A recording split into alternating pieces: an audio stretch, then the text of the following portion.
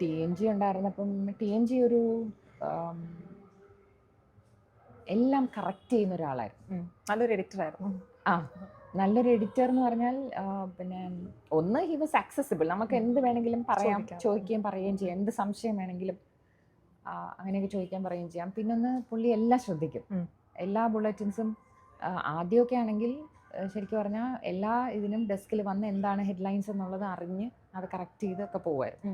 പിന്നെ ഈ കണ്ടിന്യൂസ് വാർത്ത ആയപ്പോഴാണ് അത് പോസിബിൾ അല്ലാതെ വന്നത്. കണ്ടിന്യൂസ് 24 hours ആയപ്പോഴത്തേക്ക് അത് പോസിബിൾ. എന്നാലും മെയിൻ സംഭവങ്ങൾ എന്തെങ്കിലും ഉണ്ടെങ്കിൽ അത് TNG അയച്ചു കൊടുത്ത് അപ്രൂവൽ വാങ്ങിച്ച് മെയിൽ ചെയ്യുകയോ അല്ലെങ്കിൽ വിളിച്ച് പറയുകയോ TNG തന്നെ വരും, ഇങ്ങനെയൊക്കെയാണ് അത് ഡീൽ ചെയ്യേണ്ടതെന്ന് പറയും.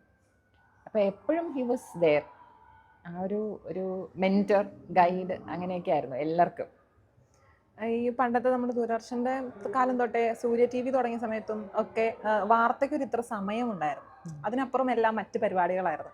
ഈ 24 hours ന്യൂസ് ചാനൽ എന്നുള്ളത് ആ ഒരു ഇത് വന്നതിന് ശേഷം ജോലി എത്രത്തോളം മാറ്റം സംഭവിച്ചിട്ടുണ്ടാവും?